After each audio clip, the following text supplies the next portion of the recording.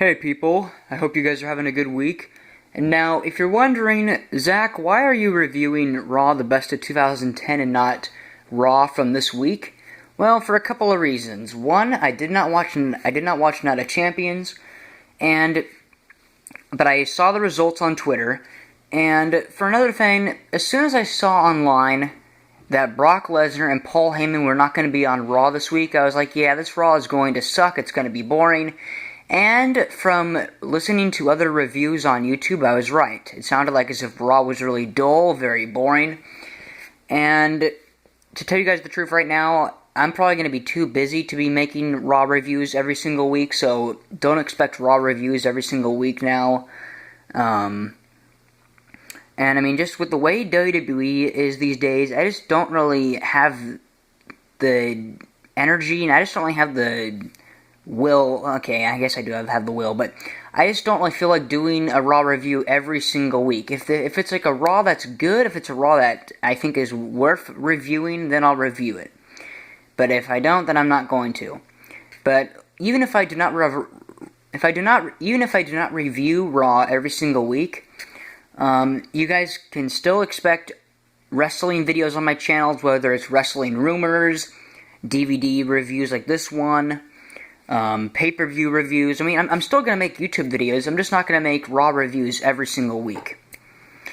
So with that said, guys, I'm here to give you my Raw the Best of 2010 DVD review. And I actually watched this on Monday. I was like, you know what? I want to start off this week good for a Monday. I want to watch the best of Raw, not a Raw that could potentially be bad. So, and another thing too, guys, before I get into this Raw review, into this Raw DVD review, what was I going to say? Shit. I completely forgot what I was going to say.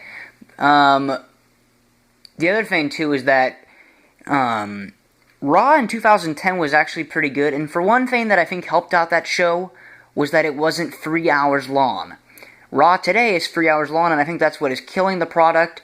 So, I might be doing a video of a few reasons on why Raw should go back to 2 hours, but that's a whole nother story. Sorry for bringing that into you guys. I'm not even sure if that was really all of what I was going to tell you guys about. But either way, though, I watched this on Monday, instead of watching Raw from 2014. So I watched Raw, the Best of 2010, and overall, guys, I gotta say, I really enjoyed this DVD. It was very good. 2010 was a pretty good year for Raw. Just like 2009, I have the Best of Raw 2009. That was also a good DVD for Raw back then. And this Raw is pretty good for 2010. So here's the front cover of it. Yeah, okay. And then here is John Cena, The Miz, and the Nexus. And the Nexus was probably the best part of Raw. Here's Randy Orton, and sorry for the light glare. Here is Shawn Michaels. Looks like some kind of saint or something. There you go. And then on the back here, you have Randy Orton doing an RKO to Evan Bourne in midair, which was pretty awesome. I might turn off the slide here and see if that helps. Yeah, okay, that's better. Here is The Undertaker and Shawn Michaels, Triple H, and Chris Jericho, and then the Nexus about to beat the shit out of John Cena. And I'm just going to leave this here for about 10 seconds for you guys to read.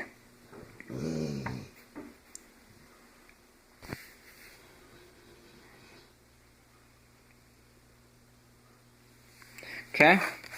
And then this is the sign. Nothing really too special on the side here.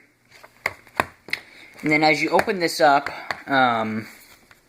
nothing really behind any of the discs, so I'm not going to open up the discs, but you have Randy Orton on disc 1, you got Johnny Boy, John Cena on disc 2, and you got Wade Barrett for disc 3.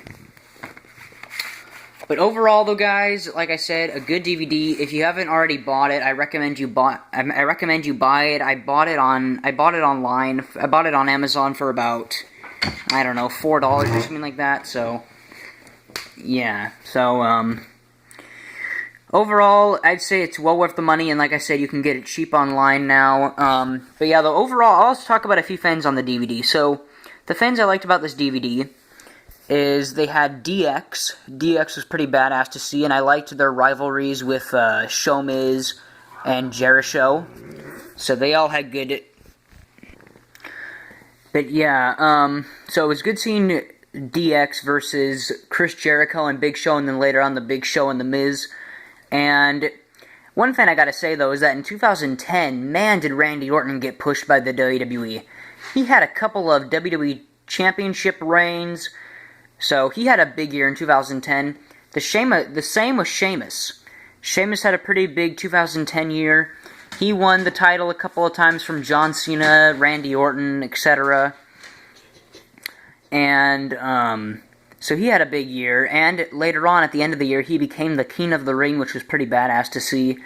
Also for 2010, we see Shawn Michaels have some words with The Undertaker.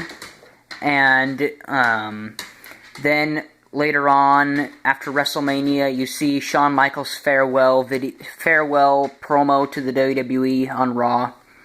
So that was pretty cool to see. And you also see the return of Bret Hart. Bret Hart returns. He became the general manager of Raw until the Nexus pretty much took him out, and then the anonymous Raw general manager took over. And I remember that.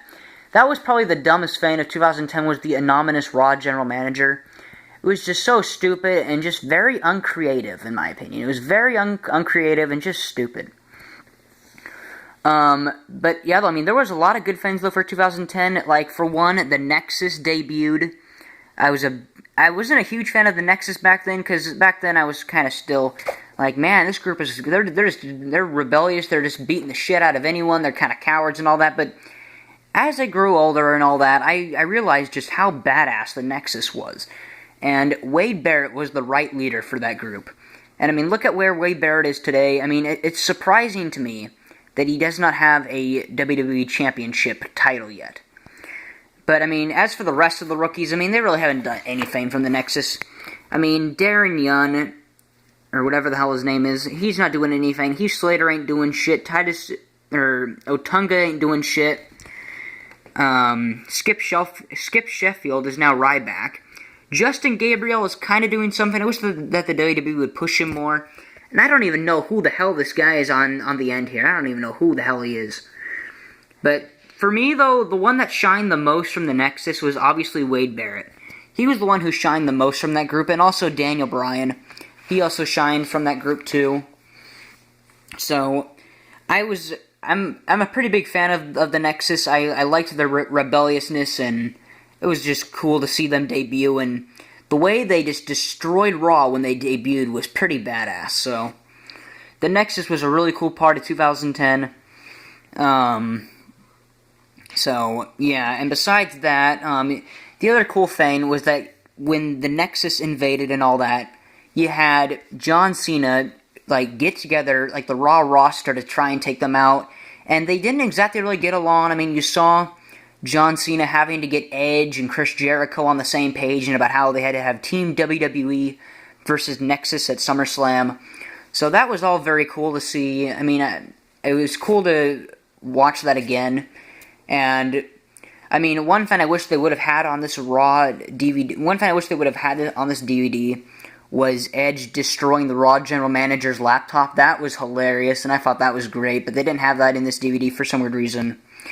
But overall, I mean, I liked what they had with the Nexus. I wish they would have had a little bit more in this DVD about the Nexus, but they don't really. So another thing I'm going to shortly talk about is The Miz. The Miz, I'm not a fan of The Miz, really. I don't really care about The Miz a whole lot. I mean, like I said, I'm not a huge fan. But you gotta admit, 2010 was the year of The Miz. Whether you like The Miz, whether you hate The Miz, 2010 was his year. Here's a couple reasons why. He became the unified tag team champions with the Big Show for a while when they beat DX.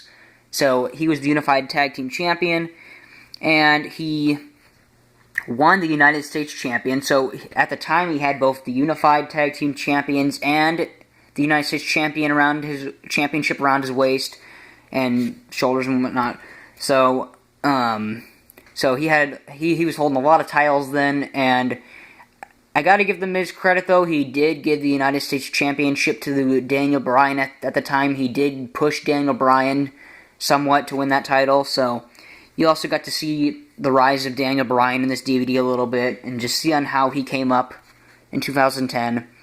And like I said, I mean, besides Unified Tag Team Championships, besides the United States Championship, The Miz also won Money in the Bank, and then in November, he cashed it in on Randy Orton to win the WWE Championship after the Nexus and Wade Barrett had attacked Randy Orton, and Randy Orton barely won.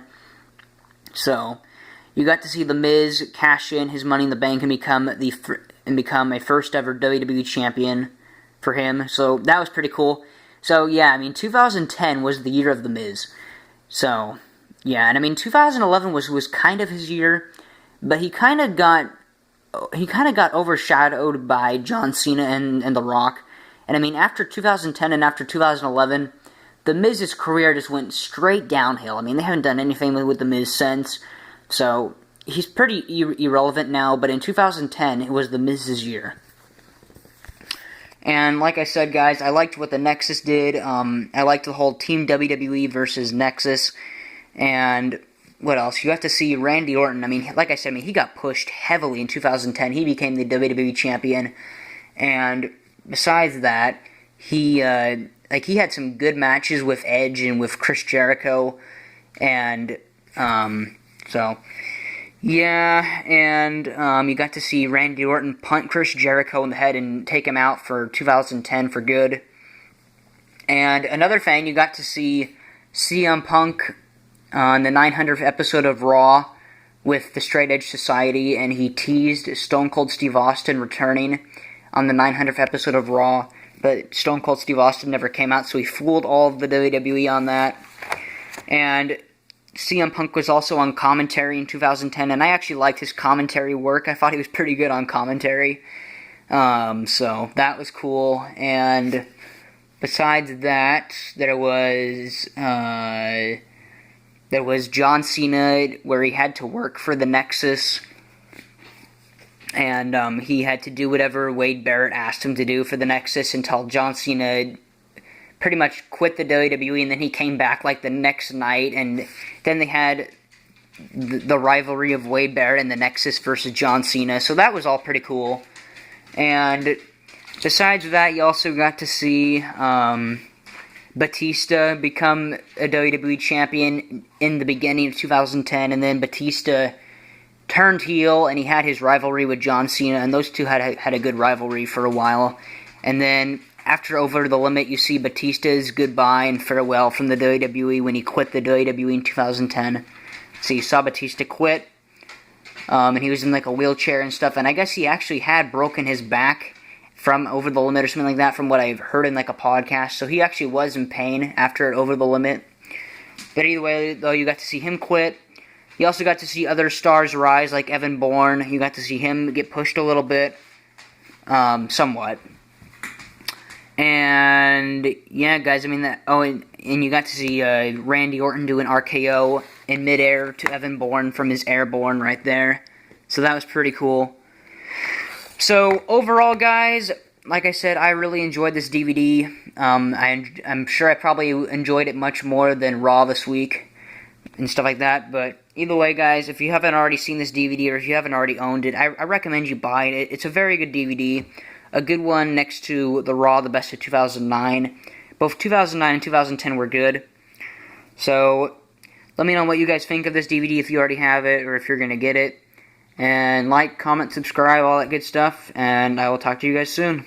Peace.